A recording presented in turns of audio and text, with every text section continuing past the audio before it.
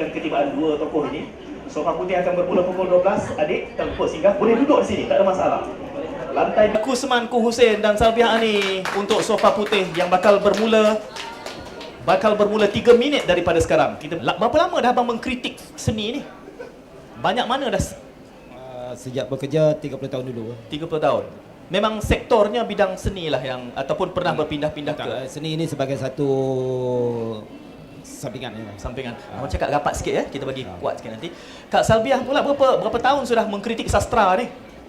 Oh, sastra saya daripada 1993. 93. Sebelum itu? Sebelum tu saya di meja di meja berita, di meja berita minggu. Kemudian tu di meja ekonomi, meja pendidikan, meja luar negara sebelum dipindahkan ke meja sastra. Banyaknya meja. Banyak sangat meja. Tapi meja yang paling lama duduk di meja mana? Di sastra. Di meja daripada sastra. 1993. Jadi di antara banyak meja-meja itu, meja yang paling orang kata dekat di hati Kak Salbiah ni meja mana? Saya lebih suka pada masa di meja ekonomi sebenarnya. Sebab saya praktikal pun the whole semester di ekonomi. Tapi masa kebetulan 1993 mereka terdesak memerlukan seseorang yang boleh menangani sastra disebabkan oleh Aziz Desa berhenti ke TV3 kan. So saya dihantar ke sana dan meredah hutan lah daripada mula sehingga hari ini. Tapi nama Salbiah besar ketika di meja sastra, bukan di meja ekonomi. Betul. Bukan nama besar lah. Itulah janji Tuhan, takdir. Suka ekonomi tapi dia punya jodoh dengan sastra juga. Berapa banyak dah kritik sastra ni? Sempat kira? Saya tak sempat kira, tapi kalau kolom saya dari segi rencana tu saya memang tak pernah ambil tahu lah. Sebab masa daripada zaman wartawan di meja sastra 1993 sebelum naik 2004 memang banyak lah kan yang membuat liputan. Tapi dari segi kolom saya sendiri Nakdu dan Godam. Tapi saya tak kira. Tak kira ya? Tak kira. Antologi ada diterbitkan? Tak. So far saya memang tak ada menerbitkan sebarang buku ataupun tulisan untuk dalam bentuk antologi maupun buku saya sendiri. Ada niat ataupun sengaja tidak mahu menerbit? Ada. Cuma belum lah. Belum ada masa. Abang Kusman macam mana? Berapa ribu naskah? Artikel kritik? Cuba kira dah 30 tahun kali seminggu sekali. Saya matematik saya lemah sekejap. Saya guna kalkulator sekejap lah. Banyak juga lah. Banyak juga ya. Antologi diterbitkan belum? Ada. Akan diterbitkan. Tapi belum dipilih lagi. Jadi anda bayangkan ya, selama perjalanan karier mereka 30 tahun itu, pelbagai sudut pandang. Barangkali kalau saya tanya mereka soalan politik pun mereka boleh jawab. Parti apa abang undi bang?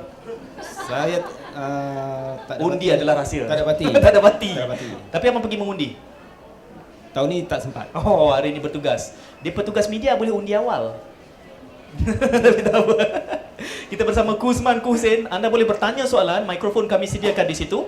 Dan setiap soalan boleh mendapat voucher, apa panggil tadi? Voucher tambahan Voucher tambahan 20%. Maksudnya beli dapat 20%, tambah lagi 20%. Oh, hebat. Hampir 40% lah itu.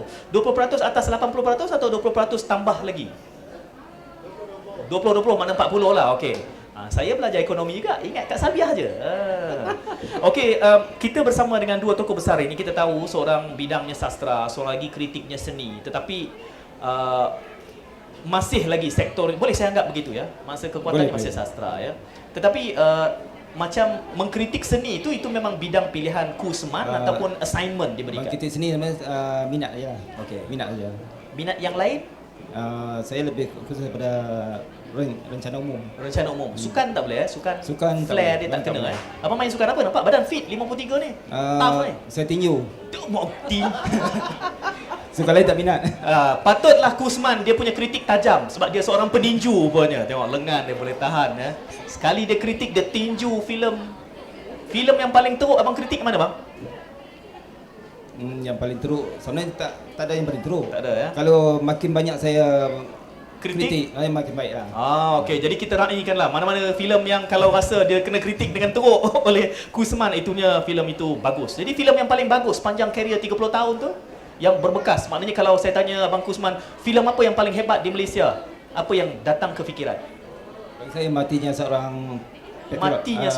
Rahim Razali. Rahim Razali. Itu ya bagi saya yang paling hebat filem kita lah. Paling hebat. Okey.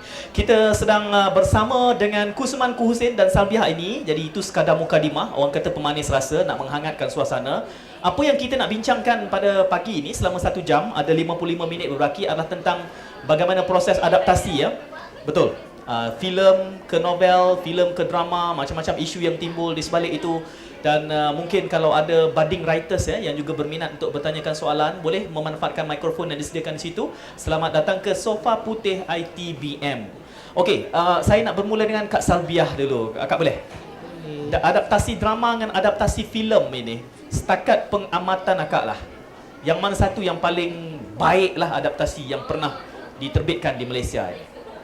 Oh, saya tak akan cakap yang mana satu paling baik sebab dia bergantung kepada pengarang asal novel ataupun drama tu, dan juga bergantung kepada audiensnya sendiri kan. Okey, kalau macam saya, ramai yang memuji Puteri Gunung Ledang sebagai sebuah pementasan yang indah, dan begitu juga Natrah. Tapi Natrah bagi saya, sebagai seorang yang syarat dengan sudah membaca teks terlebih dahulu Natrah dan mengenali kajian yang dilakukan oleh Datin Fatini, saya akan mengatakan Natrah yang di bawah arahan Emma Fatimah adalah menyimpang daripada teks asal. Tapi saya tidak boleh kata itu adalah kegagalan bagi Emma Fatimah kerana perbezaan medium sebagai sebuah teater dengan sebuah biografi. Lepas tu untuk Puteri Gunung Ledang, biarpun tiketnya sold out, begitu juga dengan Natrah, dan yang menyaksikan Puteri Gunung Ledang sangat berpuas hati, termasuk daripada kalangan yang bergelar dalam kalangan orang politik. Tapi untuk saya berlaku penyimpangan disebabkan faktor interteks yang digunakan sewenang-wenangnya oleh pengarahnya, Tiara Jekalina masa itu. Jadi itu dua penyimpangan. Yang paling kurang penyimpangan mungkin bukan penerbitan drama, filem atau pementasan terbaik, tapi pada pengamatan Salbiah Ani, inilah karya yang penyimpangannya paling nominal, paling sedikit. Badai Semalam yang dipentaskan di Istana Budaya. Badai karya Semalam. Khadijah Hashim, dan tidak banyak rungutan daripada pihak pengarangnya sendiri pun. Sebab kalau Puteri Gunung Ledang dan Natrah ada rungutan yang kedengaran di belakang tabir. Tetapi Badai Semalam tidak dianggap sebagai satu pementasan yang mungkin berkesan kepada penonton berbanding dua yang disebut Natrah dan Puteri Gunung Ledang. Itu boleh saya rumuskan? Saya tak akan cakap macam tu sebab Badai Semalam juga sulap. Kenapa tadi Kak Salbiah timbulkan, saya tertarik bila kata termasuk oleh kalangan orang politik. Kenapa itu timbul dalam perbincangan ini? Kita nak tarik orang politik untuk meluangkan masa selama 2 hingga 3 jam bukan satu yang senang Dia boleh duduk concentrate untuk menyaksikan teater ataupun drama, sebab masa mereka adalah lebih berharga untuk perkara lain. Atau mereka sebenarnya antena seni mereka tak tinggi, justru mereka kurang sabar nak duduk karya seni selama 2-3 jam. Boleh, ini sofa putih, kita warnakan saja. Saya nakal sikit. Saya nak katakan I don't think so lah. Saya tak fikir macam tu. Sebab dia rasanya ada lagi benda yang perlu diutamakan. Saya tahu kerana apa mereka tak minat pementasan. Kerana kehidupan mereka hari-hari sendiri adalah pentas yang menjadi hiburan kepada kita. Tak apa, kita beralih. Yalah, musim PRU ni kan, sebut sikit politik je nak. Ramai tu. Cik Khair datang balik dah. Tadi dia dah lari. Sebut politik dia datang semula. Bang, pementasan adaptasi mana yang barangkali paling berkesan? Setakat ini pementasan saya boleh yang mencuit hati dia adalah Sungai Mengalir Lesu. Yang lain bagi saya bukan adaptasi lah. Dia cuma menterjemah teks ke stage. Dia tak mengadapt. How do you define? Bagaimana Kusman Kuhusin mendefinisikan ini adaptasi dan yang itu terjemah? Adaptasi adalah satu karya lain, karya baru. Karya baru yang lahir dari roh karya asal. Maknanya penulis adaptasi bebas untuk mengolah jadi satu karya baru. Macam filem Langit Petang, arahan Syarul Makdum dari novel Samad Said. Dia novel itu dah jadi lain dari filem tu dah jadi lain dari novel. Begitu dia dengan novel Juara. Jadi filem Jogo. perspektif pengarah dah jadi lain dari perspektif dan penulis. itu Kusman anggap berkesan. Bagi saya dia adalah satu karya baru yang kita nak memakmurkan. Okey. Kalau kita alih itu jadi satu penterjemahan. Penyimpangan, apakah itu satu bentuk penyimpangan pada kacamata Salbiah Ani? Saya gunakan istilah tu sebagai, saya gunakan istilah penyimpangan. I mean, you boleh gunakan intertext dalam menterjemah karya asal, tapi semangat dalam novel atau drama asal tu tak boleh lari Macam kalau saya ambil contohlah Puteri Gunung Ledang saya rasa kartun sikit bila diberi sentuhan hang tuah yang tergila-gilakan Puteri Gunung Ledang. Ya. Sedangkan dalam teks asal tak ada dan dia amanah dengan arahan Sultan. Okey. Dan kalau kita perhatikan sebagai seorang Laksmana Melayu, hang tuah sememangnya diagungkan kerana dia punya Kepahlawanan. bukan kerana kepahlawanan, ketundukan dia kepada Raja. perintah raja secara quote and unquote jangan pula nanti jadi syula membabi buta. So dalam teks yang dipentaskan di Istana Berdaya oleh Tiar Raja Kalina, Datin Datuk Raja Kalina, benda tu dah menyimpang daripada asal. Okey, ini semakin menarik kerana kita ada dua sudut pandang yang berbeza, bererti kita boleh melaga-lagakan berita harian dan utusan sekarang. Anda sedang mengikuti Sofa Putih dibawakan secara langsung dari ITBM. Selamat datang ke ITBM. Boleh bertanya apa saja. Kita ada Kusman, kita ada Salbiah Ani, dua nama besar dalam dunia kewartawanan Melayu. Salbiah misalnya mengatakan bahawa sesuatu karya adaptasi yang baik itu kurang penyimpangan. Sementara Kusman, kalau betul salahkan saya, menganggap bahawa tidak timbul isu penyimpangan, sebaliknya adaptasi adalah sebuah karya baru yang dibenihkan oleh idea asal di dalam karya yang sebenar. Jadi dua panelis ini berbicara tentang itu. Anda boleh bertanya apa saja, tak semestinya tentang adaptasi, kerana mereka boleh menangani semua soalan, termasuk soalan politik. Senyum Kak Sabiah. Undi kat mana Kak Sabiah?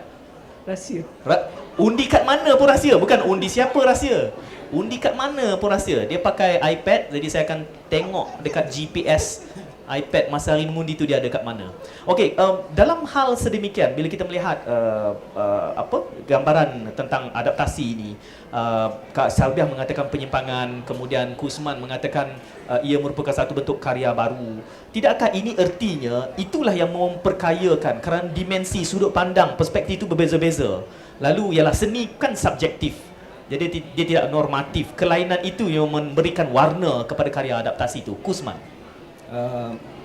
Saya teringat ada satu drama yang saya tengok di Cakap rapat sikit bang.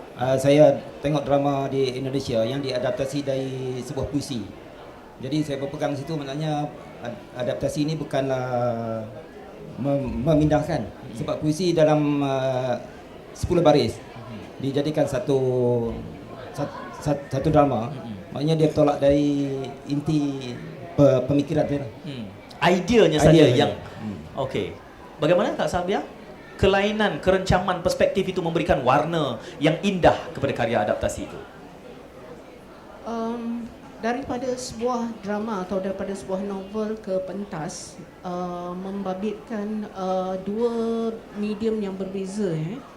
Sebenarnya memanglah akan berlaku mewarnakan lagi pementasan tu kan. Ya. Yeah. Okey, saya agree, tapi masalah di Malaysia selalunya akan berlaku pemilik asal karya akan merungut bila dipindahkan ke teater atau ke drama atau ke filem, tidak dapat memenuhi kehendak pemilik asal karya tu, karya asal. Okey.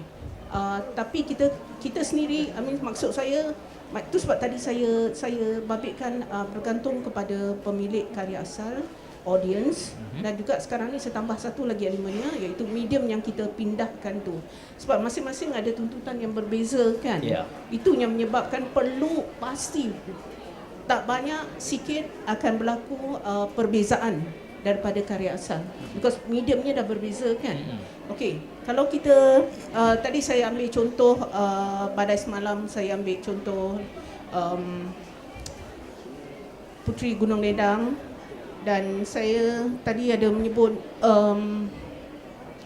saya nak relatekan pula dengan Lantai Tipingki. Lantai Kalau Tipingki.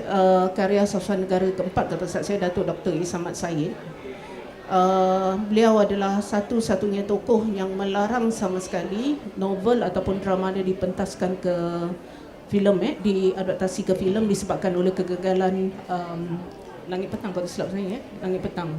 Itu Langit Petang, if I'm not mistaken. Langit Petang. Okay. So sebab dia nama besar dalam bidang sastra, bila orang pindahkan cuma satu je, saya minta maaf lah. Satu saya panggil dia Pak Samad Pak Samad lupa yang medium diadaptasi itu adalah mempunyai tuntutan yang berbeza. Jadi memang tak dapat memenuhi kehendak kita sebagai pemilik karya asal. Dan kalau kita ambil novel Aina Ime, kalau tak salah saya Kau Laksana Bulan. Saya baca novel tu tapi saya tak sempat nak tengok bila dia dipindahkan ke drama bersiri. Kalau tak silap saya disiarkan di TV1 lah, kalau tak silap saya. Saya memang tak sempat langsung tengok, tapi saya pernah bertanya kepada orang yang terbabit dalam industri buku, yang menjual buku dan membaca novel berkenaan dan berpeluang menyaksikan drama bersiri itu, untuk dia puas hati.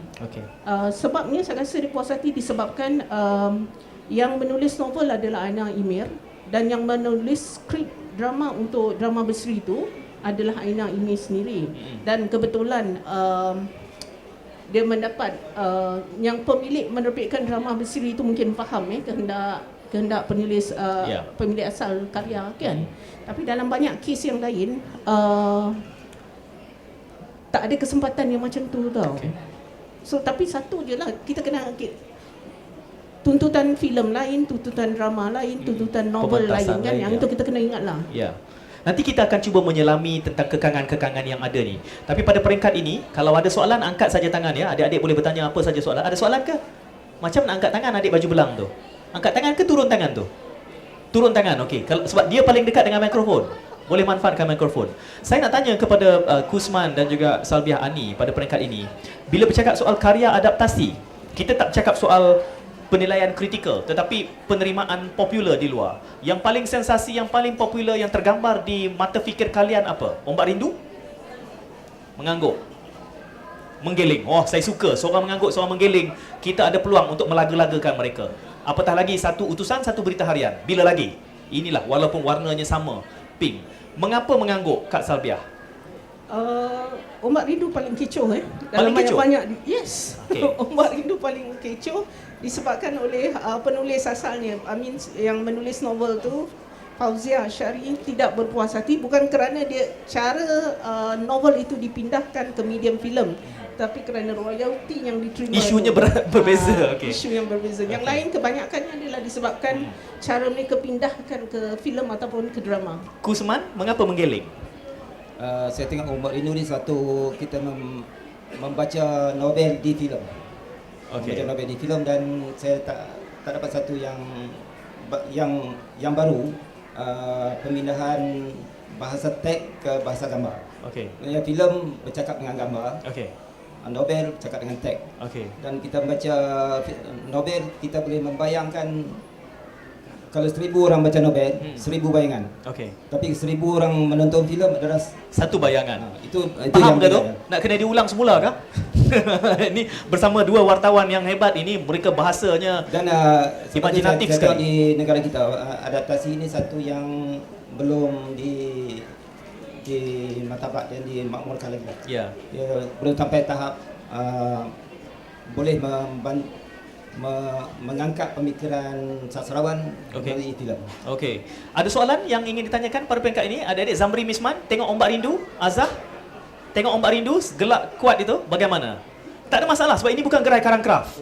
Nanti kalau di gerai Karangkraf, ayat kita lain. Zaman PRU ni kita kena ubah tengok pentas. Bila di gerai Karangkraf, kita akan beri komen lain. Ke sama?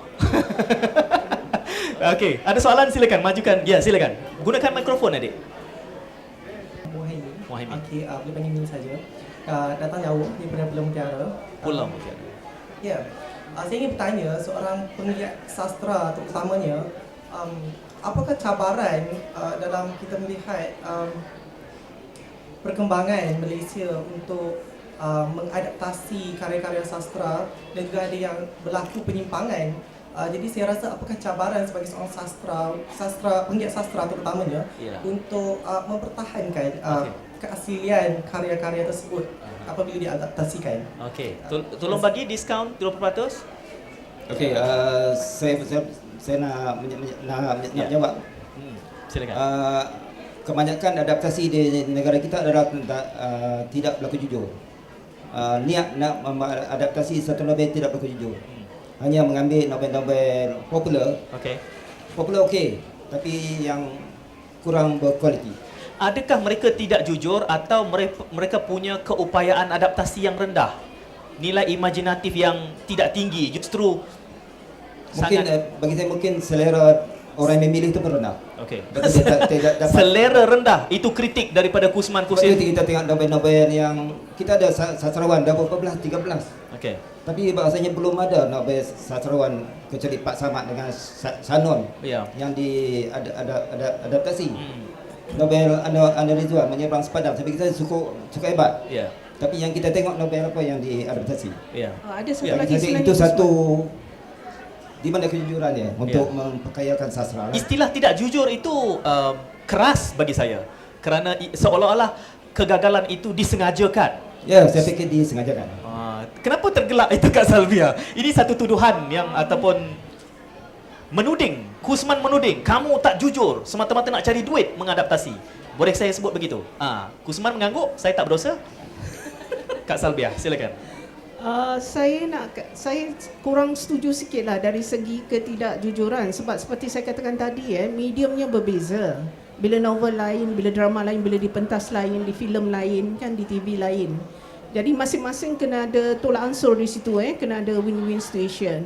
Dan mungkin jugalah dari satu segi kalau kita menghadirkan filem yang betul-betul setia kepada naskah drama ataupun naskah novel tu, kita susah nak dapat audience.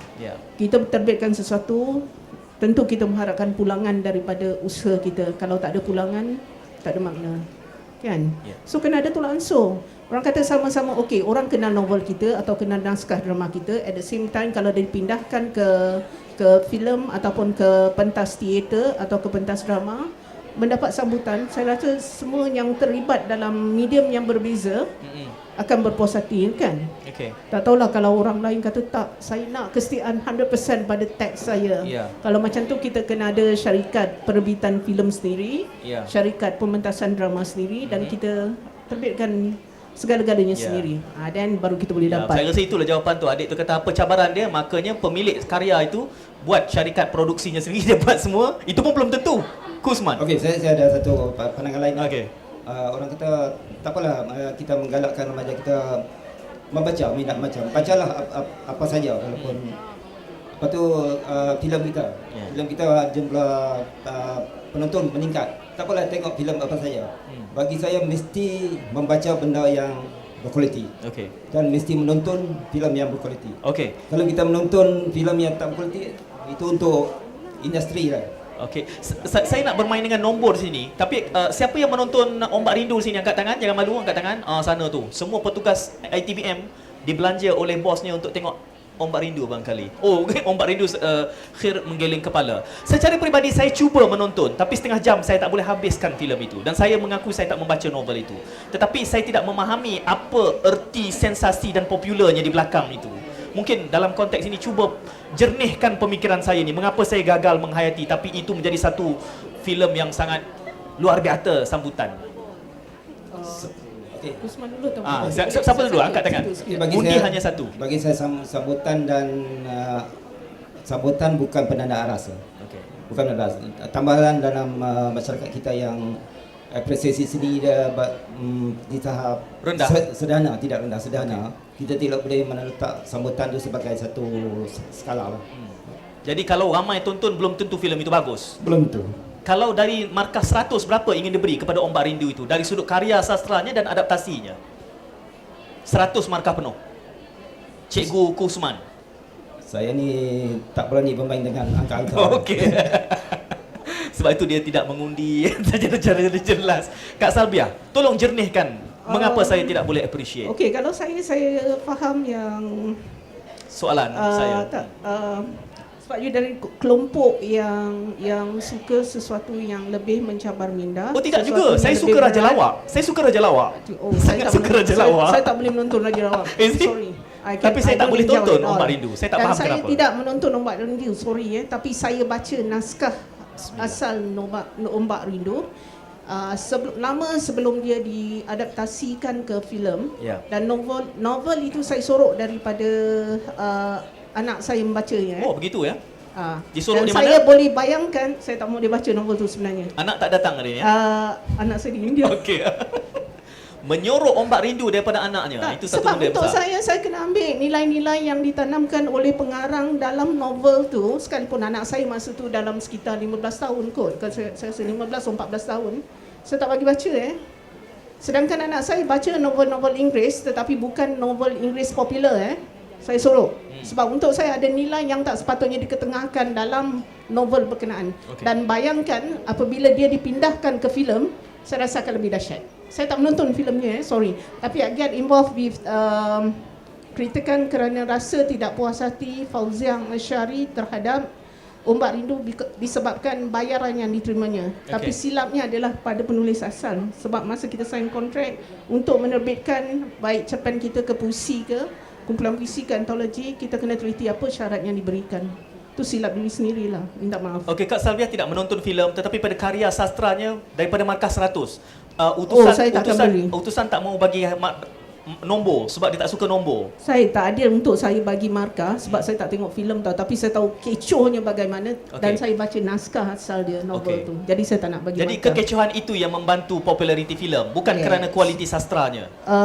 Saya rasa novel Ombak Rindu tak ada kualiti sastra untuk saya. Tak ada kualiti sastra, itu hanya bacaan popular. Bagi saya sebenarnya pemilihan yang silap untuk diadaptasi. Tapi kan banyak dalam drama TV pun Ombak Rindu lah. Kalau nak diadaptasi, nak dicari novel bagi saya novel itu seperti kata Salviah tadi, agak menggerunkan juga. Tidak.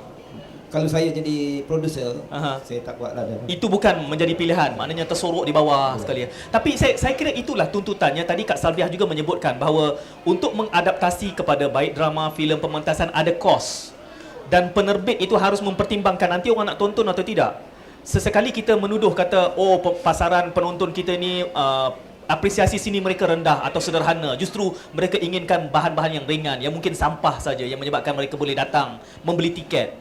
Bagaimana nak menyesuaikan itu antara tuntutan pasaran dan kita nak mendidik karya seni tinggi itu dalam keadaan pasaran tidak mampu menggarap kalau lantai Tipingki difilemkan sebagai contoh ataupun dipentaskan, itu akan kan lain market.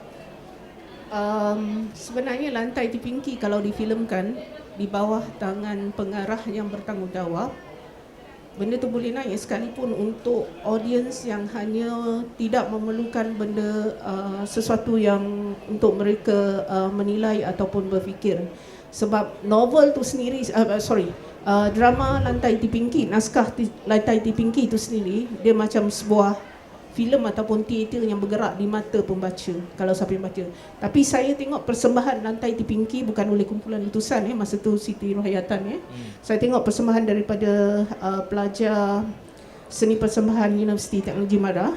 Saya rasa saya tak sanggup tengok, minta maaf lah, mungkin saya daripada golongan yang ortodoks. Sebentar, disebutkan tadi satu benda yang perlu kita berikan suluhan yang lebih tajam.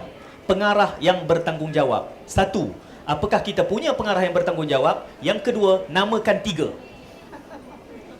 Okey, saya akan katakan pengarah yang bertanggungjawab ni ada ke setakat ni? Selalu rasanya yang saya nak katakan dia bertanggungjawab pun tak boleh lah. Tapi selalu kalau dia bawa filem ke antarabangsa, naskah dia menang, tapi bila dia bawa balik ke Malaysia tak ada audience. Satu saja nama? UA lah so far yang boleh menangani, sekalipun Kusman tidak bersetuju kan bila Kusman memuji Jogo bila dipentaskan ke medium filem Pengarah yang bertanggungjawab siapa dan mengapa? Saya tidak boleh bagi nama. Ini pun satu rahsia. Saya ingat undi saja rahsia. Ramai sekali berahsia pagi ni. Kusman berahsia, Kak Salviah tadi kalau berbalik pada kos dan tuntutan pasaran. Kos dan nilai. Bagi saya kita terpaksa memilih nilai. Kalau kita mengorbankan nilai untuk nak menampung kos, akhirnya kita melahirkan generasi yang bagaimana? Kita tidak boleh mengorbankan nilai. Walau macam mana, kita boleh tiadakan industri filem. Asalkan anak-anak generasi kita tidak menjadi, itu agak ekstrim. ya, ekstrim. Kita tidak berani membuat satu yang ekstrim. Kita bersama Kusman, seorang ekstremis seni pada hari ini di sofa putih, kerana itu memakan pink. Pink ni akan bertukar berwarna merah sekejap lagi. Kita bersama dua nama besar wartawan Malaysia dalam konteks memberikan suruhan dimensi seni negara. Banyak yang kita bicarakan tadi, antaranya perkara-perkara yang pada hemat saya tidak semua orang boleh menangkap apa juga isyarat kedua-dua tadi secara pantas kalau tidak mengikuti tulisan mereka berdua. Jadi boleh bertanyakan soalan, apa juga yang ingin dimajukan akan dapat voucher 20%. Selamat datang ke ITBM. Hari ini kalau anda beri dapat 20%. Datang ke ITBM pukul 10.30 ke 11.30 dapat 40%. Kalau anda cikgu, kalau kebetulan anda di sini dan anda cikgu mendapat voucher potongan harga 50% hari ini. Jadi tak ada masalah, pergi ke kaunter itu bagi tahu, saya cikgu, dapat 50%. Anda dapat potongan harga, tapi kalau anda tipu, anda berdosa. Itu saja. Terima kasih kerana anda datang ke ITBM bercakap tentang apresiasi seni dalam konteks karya adaptasi di negara kita bersama Kusman Hussein dan Salbiah Ani. Karya seni bukan satu yang berat, itu adalah berkualiti. Satu yang berat, satu yang susah dipahami, berkualiti. Iaitu satu pendekatan saja. Okey. Ada yang berkualiti, cerita yang ringan, mudah diikuti. Berikan saya satu nama karya seni yang berkualiti dan ringan. Kalau yang terbaru sekali, saya terpikat dengan karya Hafizah. Yang mana? Deru Angin. Cerita bertemakan remaja, tapi ada pemikiran besar dalam tentang ketakutan barat tentang adalah Islam apa semua besar. Tapi saya baca tu ini senang yang kita ikut senang berbanding dengan karya-karya yang agak berat. Bagi saya kualiti dan pendekatan adalah satu yang berbeza. Kak Salmiah, ada karya yang ringan dan berkualiti tinggi? Setakat ni saya rasa saya tak nampak tau sebenarnya. Tak tahu lah, kebanyakan daripada penerbit drama dan filem jarang nak memilih naskah sastra dipindahkan ke drama ataupun ke filem.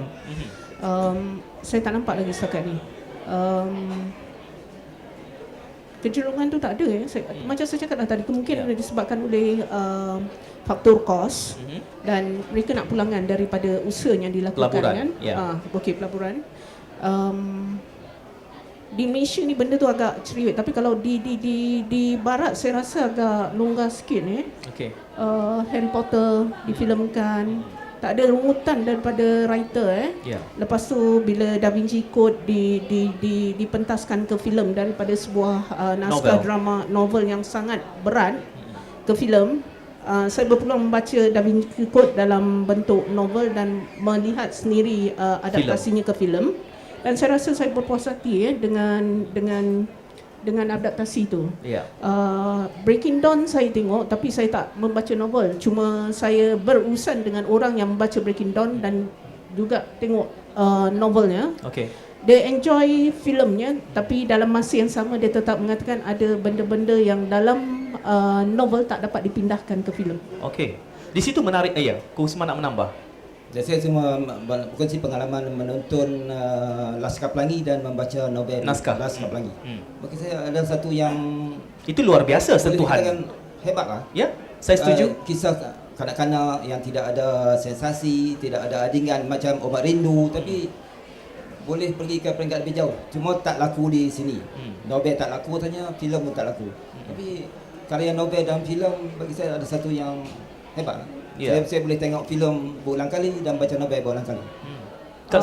Saya tak pasti sama ada Laskar Pelangi laku ataupun tidak di sini. Cuma saya memang berpeluang kedua-duanya saya dapat tengok. Dan memang saya recommend kepada young generation untuk menyaksikan Naskah Pelangi kerana naskahnya sangat mudah, tapi orang kata tu syarat dan mewah dengan di situ ada tentang jati diri bangsa Indonesia di Pulau Belitung kan. Dan lepas tu ada sejarah bangsa tu sendiri, bagaimana perjuangan mereka memartabatkan pendidikan pondok dan juga perjuangan bahasa mereka. Lepas tu daripada zaman orang kata antara kelompok moden yang kelompok moden dan yang masih lagi terikat dengan tradisi. Memang simple sangat dan cantik, dan rasanya even kalau the young generation, kalau macam cikgu umpamanya apa semua, saya rasa boleh cadangkan kepada murid duduk sama kan, jadikan sesi jadikan sesi perbincangan daripada Laskar Pelangi itu sendiri. Kalau bagi saya Laskar Pelangi itu sangat luar biasa, bukan semata-mata kerana garapannya yang berasaskan kepada kesederhanaan tetapi dalam, bahkan juga melihat kepada realiti. Andrea Hirata itu adalah novel pertama beliau dan beliau merupakan graduan ekonomi, tidak berada dalam lingkungan sastrawan. Saya tanya dengan Andrea, siapa teman-teman bapa? Dia kata, saya keseorangan dalam menulis sastra, saya tidak berteman dengan penulis-penulis yang lain. Tapi boleh menghasilkan karya yang sebegitu rupa, bagi saya itu kurniaan Tuhan yang harus disyukuri. Kita tak ada begitu di Malaysia. Ini soalannya, kalaulah Kak Sabiah baik Kusman tadi sebut Deru Angin, kalau ada satu karya yang bukan dihasilkan oleh nama besar tetapi wajar diadaptasikan, apakah karya itu dari kacamata Salbiah Ani? Tak boleh sebut ya, nanti No, ada dia pengarang mama yang tak mau kecacatan. sebut ni. Dia akan ada kesan pada berita harian. Mungkin orang luar tak faham sebab kita sebagai editor sastra saya baru semalam baru kemarin ada yang mengamuk. Benda-benda macam ni lah, sebab diorang tak tidak faham dalam kita menjalankan tugas sebagai seorang editor sastra, apa yang kita cari, apa tanggungjawab kita pada syarikat. Jadi bila kita sebut nama tu pun tadi saya dah terlepas UA Kusman tak mau sebut sebab untuk mengelakkan benda-benda menyatakan kita favor pada kelompok tertentu. Sekalipun kadang apa yang kita kata tu adalah hakikat, orang tak boleh terima.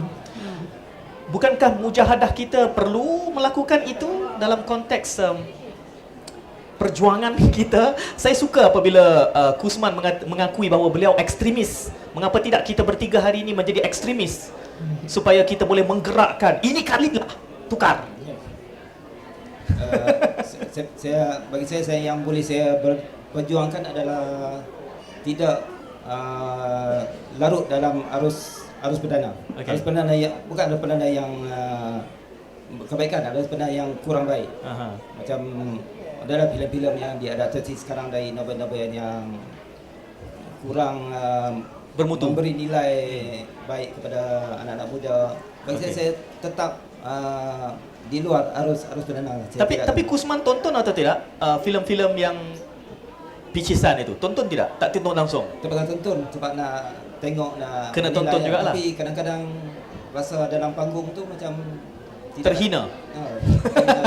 Saya terbit istilah itu bila saya tonton sesetengah filem tersebut. Allah, teruknya aku tonton filem macam ni, Kak Sabiah. Boleh setuju dengan istilah itu? Rasa macam undermine your intelligence. Memang betul lah kan. Tapi kita at the same time kita kena ingat juga dalam situasi sastra tidak mendapat perhatian daripada sastra yang ada martabat yang sastra tinggi. Kita kena ada tolak ansur untuk bagi laluan. You kumpul orang agar faham apa yang cuba disampaikan. Kan, jadi kita boleh ada audience. Kalau tak kita selamanya kita akan terpinggir oleh siapa jugalah.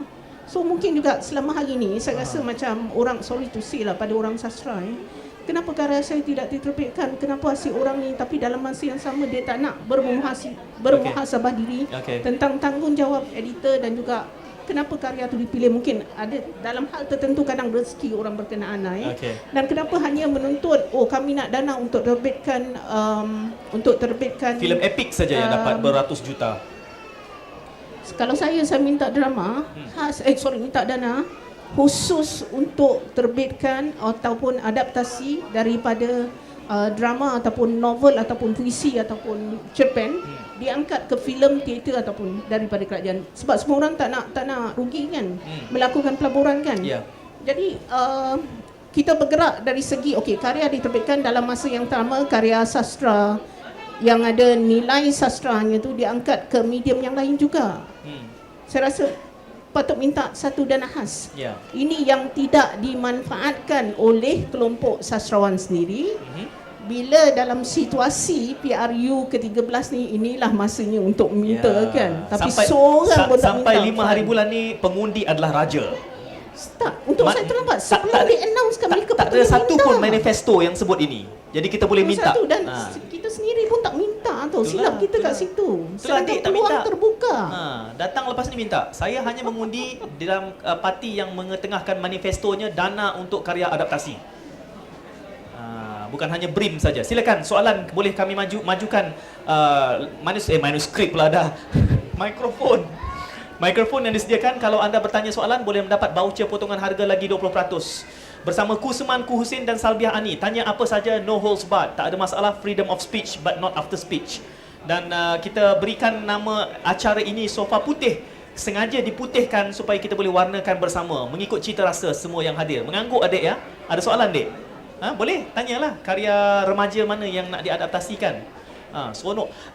Okey, kalau saya boleh majukan terus juga bersama dengan Kak Salbiah dan juga Abang Kusman. Tadi Kak Salbiah mengatakan adaptasi misalnya Harry Potter. Ini kita cuba buat perbandingan sebab saya mengecap ada semacam keresahan di antara kalian berdua kerana saya anggap kalian adalah wartawan yang agak tegas di dalam memegang martabat kualiti itu berbanding mungkin sebahagian yang lain hanya bersifat populis. Dan elok kita melakukan perbandingan. Kita pun kata nak jadi negara maju kan. Jadi kalau nak kata negara maju tak mau membanding itu tak grand lah bagi saya kan. Command lah kan. I'm the best among the losers. What's the point? Bila disebut soal Harry Potter itu kritik dari karyawannya dari J.K. Rowling sendiri kecil ataupun mungkin tidak ada. Apa yang mereka buat di sana dalam proses dalam menghadam intipati Harry Potter itu sebelum diadaptasikan yang tidak ada di sini, yang sepatutnya ada supaya karya-karya yang besar karyawan tempatan khasnya sastrawan itu dapat diadaptasikan dan dinobatkan. Apa yang ada di sana yang tidak ada di sini? Dananya, bakatnya, orangnya, insentifnya, political willnya apa? Okey, bagi saya duit bukan isu yang besar. Boleh membeli, yang boleh mengadakan semuanya. Kalau kita tengok Harry Potter, Lord of the Ring, satu karya yang tentang dunia magic. Kita ada hikayat lama yang jauh lebih magic boleh. Tapi kita tidak mengangkat karya tu. Mungkin menunggu pengarah Hollywood datang mengangkat baru nak diangkat.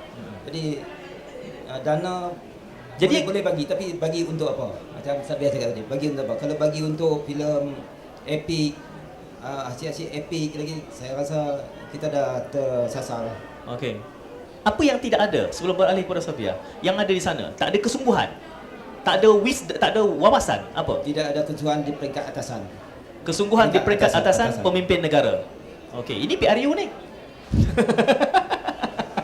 Okey, silakan Kak Salbiah. Apa yang tak ada di Malaysia ni mengakibatkan longgar adaptasi? Kalau saya di sana sebenarnya ada tolak ansur dan saling memahami antara pengkarya asal dengan yang mereka terbabit dalam industri perfilman dan drama yang diterbitkan kan. Tapi di sini dari segi apa ni orang kata tu kedegilan, tak, aku paling hebat, karya aku paling hebat, kenapa kau adaptasi sedemikian? Satu.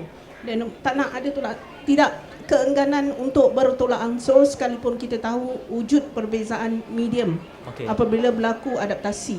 Satu. Dan nombor dua, saya katakan yang pengarah major, I would say 99% daripada pengarah memilih benda-benda yang boleh memberi pulangan lumayan, dan diorang ada sikit susah nak pergi kepada naskah sastra. Itu sebab saya cadangkan tadi supaya ada dana khas. Tidak bererti hanya naskah epik saja. Means kita dah ada 12 sastrawan negara dan kita dah ada pun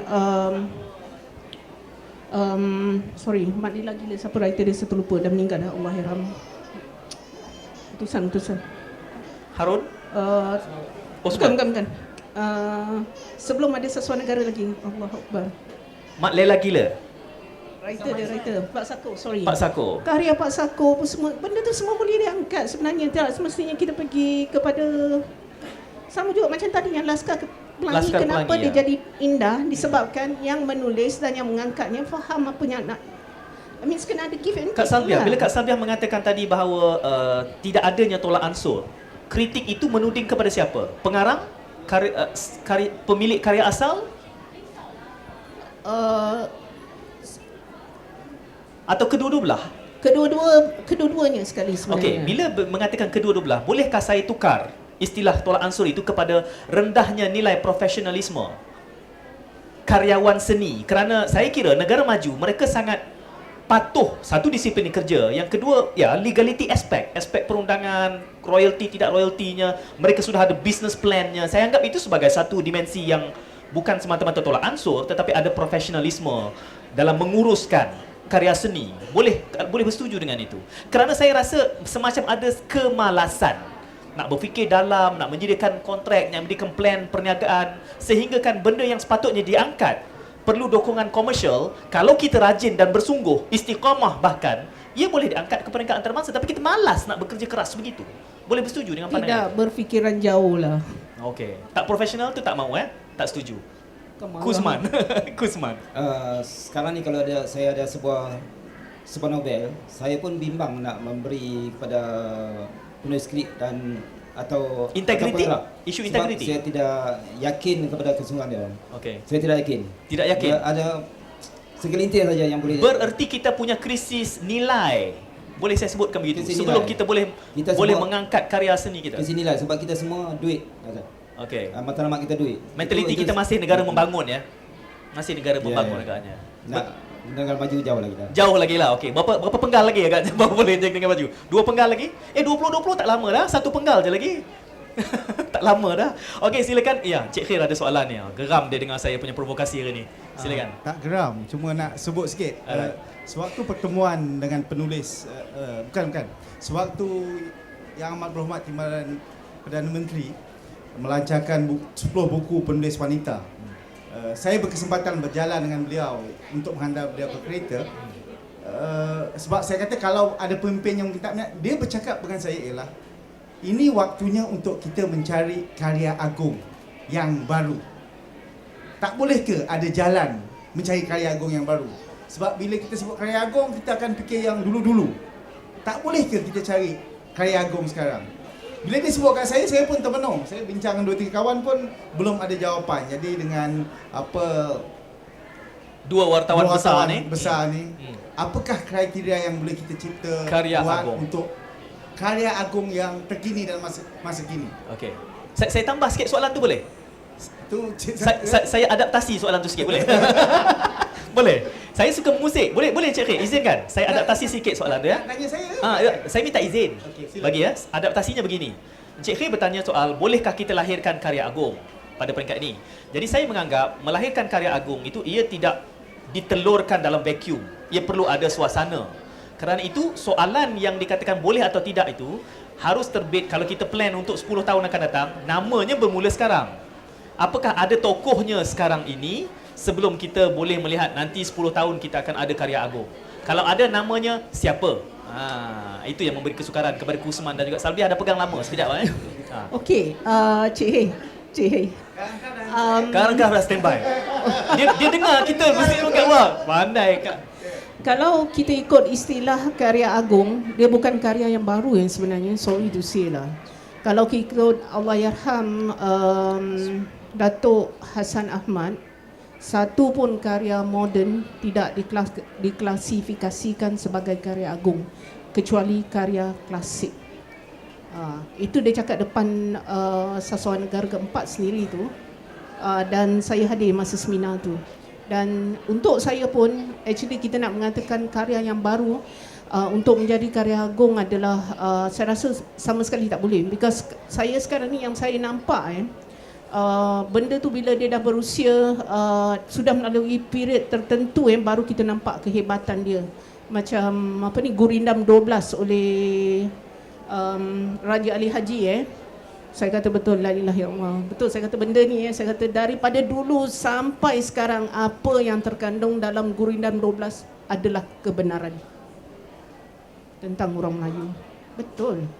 Bacalah, carilah Gurindam Ramai yang tak 12. ingat Gurindam 12 ini. Raja Ali Haji. Ya, ramai yang tak ingat bait-baitnya. Kuzman. Okey, bagi saya untuk melahirkan karya agung ke karya hebat ke, dia bukan sama dengan kita buat projek untuk mendaki Everest. Dia jauh berbeza. Itu satu kritik itu. Sangat jauh berbeza. Bagi saya itu sindiran itu. Ya, itu sindiran itu bila sebab dia kata sebab kita nak mendaki gunung itu tidak memerlukan khalayak, tidak memerlukan audien apa-apa. Kita ada duit kita boleh pergi. Kecuali ada keupayaan. Tapi untuk melahirkan karya hebat, persekitaran sangat diperlukan dan sebab tu dikatakan sastra itu sebagai cermin kepada satu bangsa, satu masyarakat. Saya menyebut itu sebagai satu sindiran yang sinis oleh ekstremis seni Kuzman Husin kerana sengaja dituding Everest itu. Sebab kita melihat kesungguhan yang luar biasa. menakluk Everest berkali-kali dengan dana penajaan yang besar, sehingga kan Proton Saga diterjunkan dengan parachute, dan saya tidak melihat justifikasi ilmunya di situ. Selepas diterjunkan harus diterbangkan semula keluar dari situ untuk kos yang sangat sia-sia. Jadi sebab kita suka mencipta rekod yang tidak memerlukan kehebatan minda. Ya, ada Bagi sebuah saya itu, ya. ada sebuah universiti mengagungkan rekod menghimpunkan donat terbesar di Malaysia. Universiti apa tu, Cik Khair bertanya? Dan alumninya menyerang bertubi-tubi. Mengapa susunan donat terbesar itu jadi itu menjelaskan mengapa apresiasi seni kita rendah. Tidak ada hubungan dengan. Betul. Itu menjelaskan kenapa apresiasi kita rendah, kerana apresiasi seni kita kaitkan dengan donat. Macam ni lah. Yang lakukan tu adalah Universiti Islam Antarabangsa Malaysia. Janganlah sebut. Sorry. Jangan sebut, itu alumni saya. Oh, graduates from UIAM. Okey lah, Sengaja kalau dia dia sebut. tengok macam tu, untuk saya okey lah, tak memerlukan minda yang besar, tapi dari segi pahala kita boleh dia buat okey, dapat record at the same time dia bersedekah kepada yang datang. Baguslah, dihantarkan ke sekolah-sekolah tahfiz apa semua kan. I think that one is sedekah bentuk baru. Kak Sabiah, inilah yang saya panggil pemikiran wasatiyah. Kesederhanaan dan cuba menyantuni apa juga kegilaan di luar sana. Itu kritik saya semula kepada Berita Harian.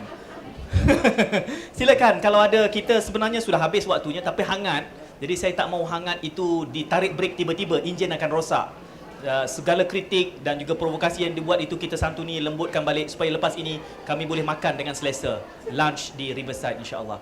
Kalau ada soalan yang murni-murni sahaja, silakan, soalan akhir yang tulus demi untuk mengangkat martabat akal, jiwa dan bangsa umat. Kalau ada satu, kalau ada dua, kalau tak ada tiga, terima kasih. Kita berikan tepukan paling gemuruh kepada Kusman, Ku Husin dan Sabiah Ani. Mudah-mudahan terbetik sedikit rasa insaf. Perjuangan memajukan Malaysia ini masih jauh dan memerlukan kesungguhan serta istiqamah yang sangat luar biasa. Mudah-mudahan kita ikhlas. Assalamualaikum. Jangan lupa kita jumpa lagi besok Sofa Putih waktu yang sama di sini.